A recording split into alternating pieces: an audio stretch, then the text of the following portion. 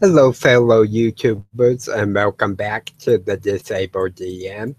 I'm Driven D&D, and today we'll be doing a review of a PDF supplement that's available on the DM's skill world at dmskill.com, entitled The Buccaneer's Beastiery, a guide to monsters of the dark Caribbean.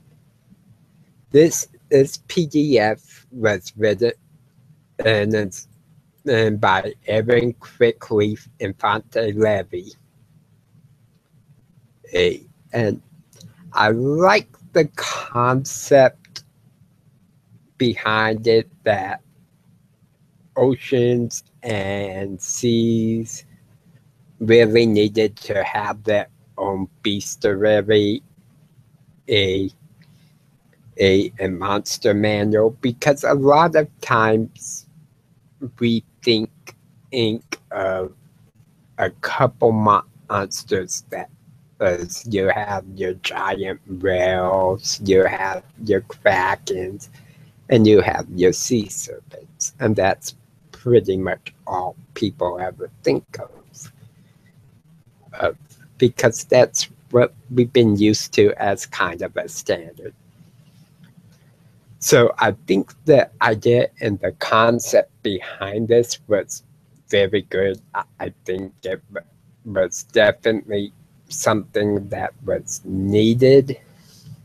With that being said, I was a little bit disappointed in some of the different aspects of the PDF.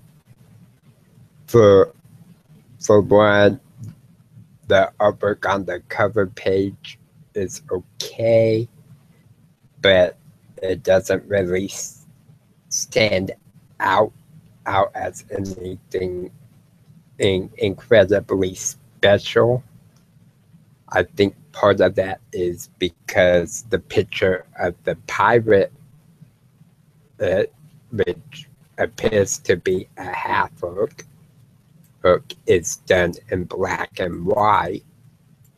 And then the picture of the pirate flag behind him is a pretty simple image of a pirate flag, and it's done in black and white as well.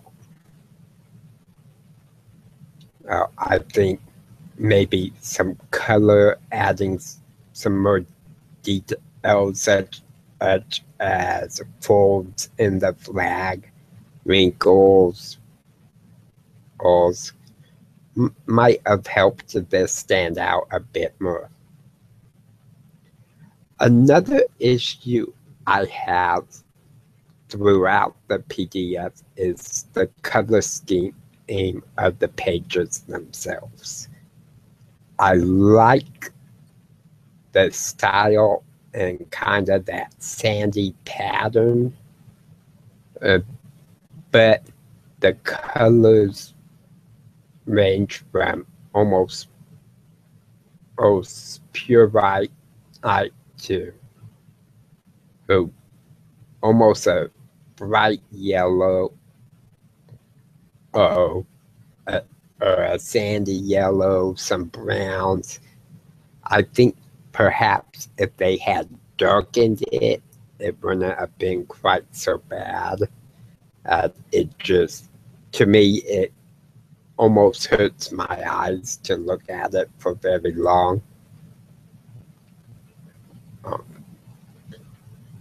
So that's an aspect I think they could have improved simply by bringing the color scheme down some and darkening it.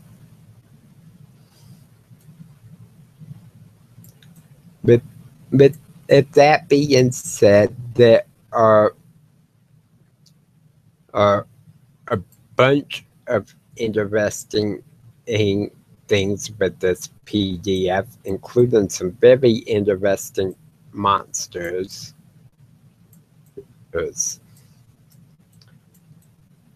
They have encounter tables, NPCs, is etc.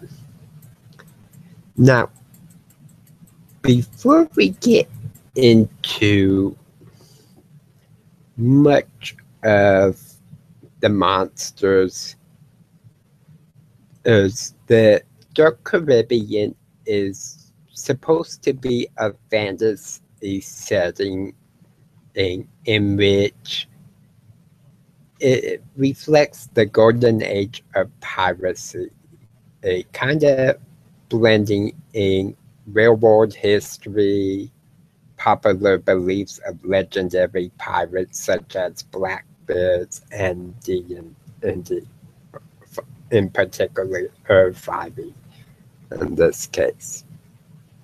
A lot of the magic has a voodoo type feel. Or it's very much set towards the West Indies or Spanish main kind of feel, although it's possible to do other things. It's quite unique in what it does bring to the table. It really goes into the flavor of being out on the open sea, being a pirate, and what you might encounter. So I thought that was very well done.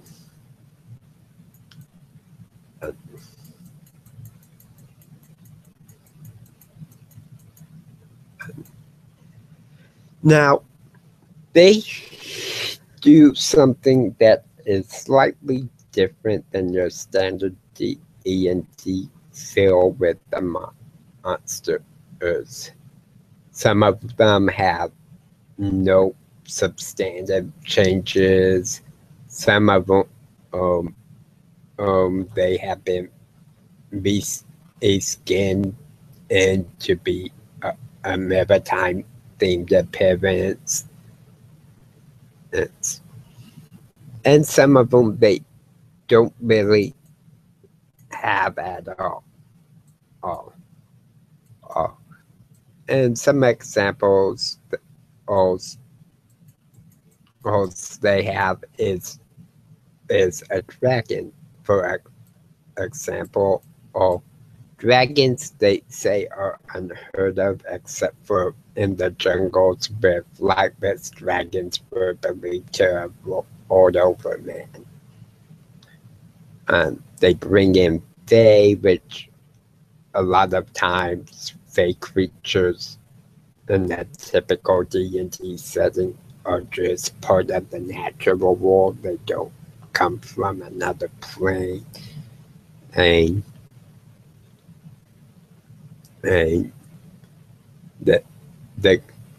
it just various things are changed, some for good, some for the worse.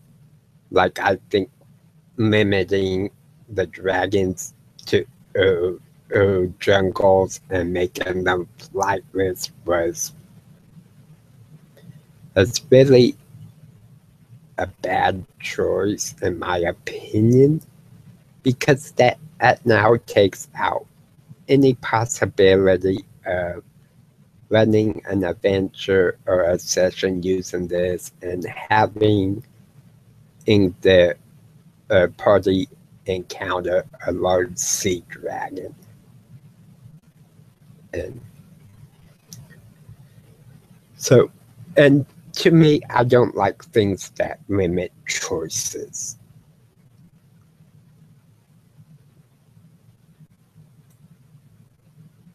So if this was my PDF, I would not have done that. I might have said something along the lines that it's extremely rare that you would encounter one outside of a jungle setting or on land. But I would have left the possibility still open. They then go into encounter tables, tables, which is okay. The first one is a port encounter table, or they suggest that once per day is a good guideline, but they can occur however often the DM wishes. This is a D20 table.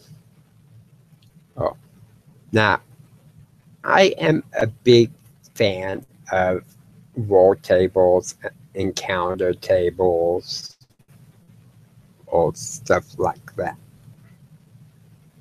because it makes DMing easier.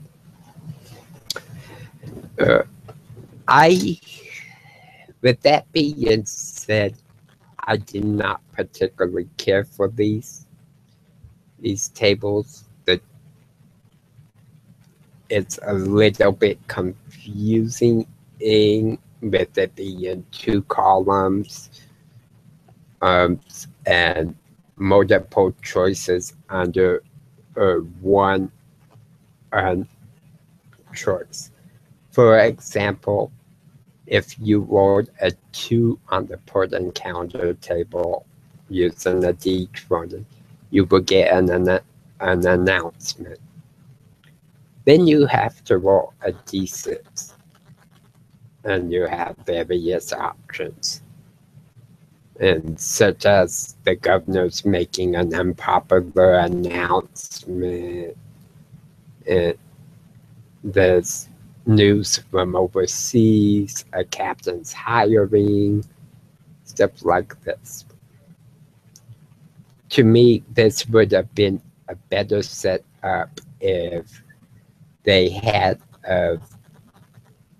done the announcement, and instead of having the 6 options listed in the same table, you make a separate table.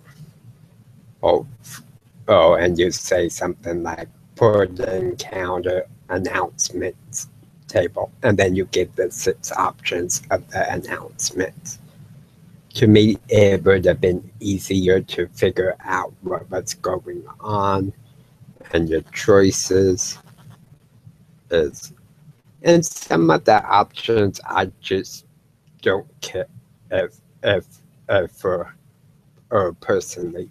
But I think it would be fun if you're into the sort of options they give. And a lot of them are based around combat or potential combat, whereas I'm very much story-based, role-play based. So to me, it didn't really give the option so much with each choice. It was a choice was meant to be one or the other, not that it could be both.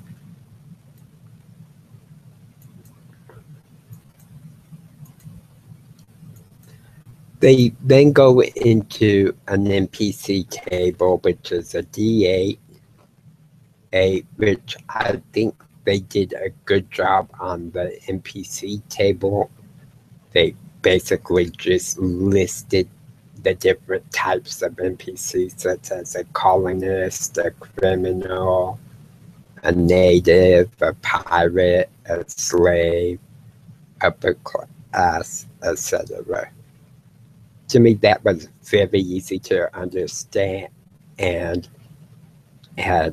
that if you needed an NPC, you rolled a D8, and it would be one of these things.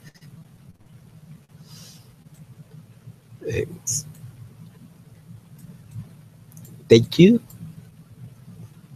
a D20 table for beasts in the port, and just like the port encounter, I think they could have done better simply by listing in the 1 through 28 choices such as animals, apparitions, constructs, and then making a separate table for the options and under each of those.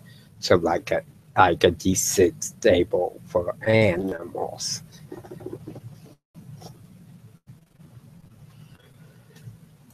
I think that would have probably been an easier format for people to understand, and having it single column also, even though it would have been a longer PDF, would have helped with the confusion as well. And then they do this all throughout the PDF. They have encounter tables at sea, and it's the same thing in pretty much over and over that the same style of format, especially with the roll tables. So for me, it's personally not the best job in that could have been done. And I did like the fact they included a table for the cargo hold, which is a D12 roll, and they add some different things in it, such as slaves. There's could be a beast locked up in the hold, or a bunch of gold, strange devices, gunpowder, tobacco. I really liked that because it really brings the point of that these ships are pirate ships. They've been looting, plundering, doing all the things pirates do. I'm not overly impressed with most of the art, the simple either pencil or pen sketches or really simple symbols. I think the artwork could have been a lot better and improved on to really make it stand out. How various techniques could have been done, and maybe some flash shading on the symbols and adding some color instead of most of it being a black and white type deal.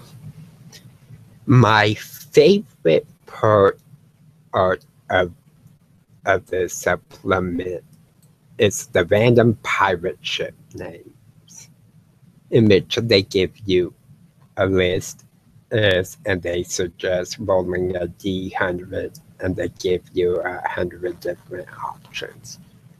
I really liked this simply because you could come up with the name of a ship, and it could range from the Albatross to Knight's Cry to Profit and Loss, the Ravager, Scourge of the Depths.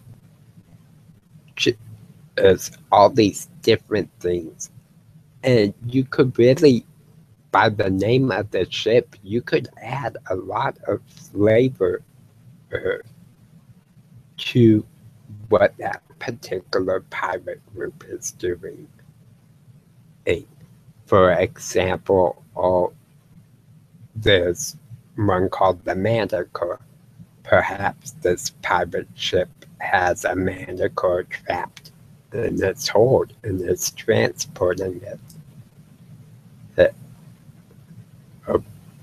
Or perhaps they're after some legendary Colossus manacle that's been made in other pirate ships. So I really liked this idea, this particular table. Well, as I said, it's my favorite one in the entire thing. Now, one of the things I also had an issue with the tables is they'll have tables for encounters. They mention beasts, animals, sea hags, sirens, stuff like that. But it's not really in the PDF itself for the stats for these creatures. And part of that could be they took it straight out of the monster or manual for 5e. And part of it is towards the end, they do have some monsters and NPCs with the stats. I am not quite sure if they have stats for everything included creature based in the PDF. I didn't compare all of them to see if there was something they were missing or not.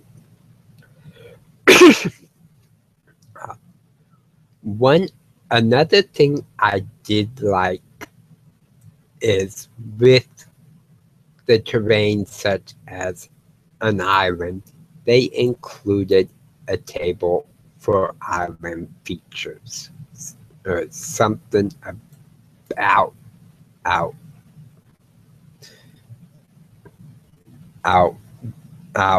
island, and that makes it stand out. So I really liked that aspect of some of the tables they did.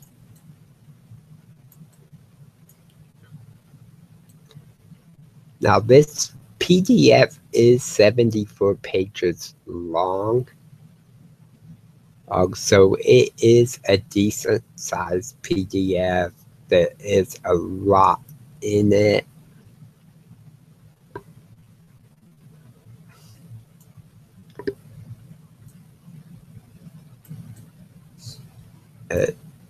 Including they do have some stats for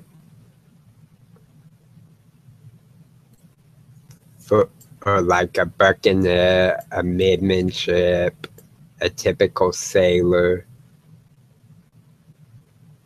and what they call Old Salt, which is basically your ancient pirate. He's been a pirate like all his life. Royal Marines, different officers and NPCs, they have stats for, which I think is good. And they added it towards the end of the PDF, which I really like, because it's not distracting. And given the tables, you don't have to constantly be reading something, stop for a stat block, and pick back up reading.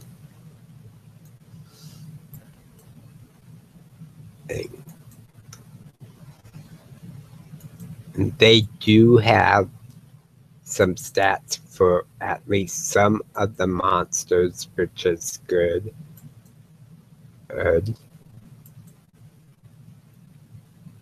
But it looks like, from what I can see, it is more along the lines of monster stats for things that wouldn't be in the monster manual. However, they follow the same format as the monster manual for 5e. So I think that was well done. And there's some very interesting things. I would encourage people to check it out. even though it's not particularly my cup of tea, and I think they could have done a lot better. But the topic is interesting, and the monsters are quite unique. So that alone makes it worth at least a glance over, especially since it's available for pay what you want on the DMs Guild. So you can get it fairly cheap, if not for free.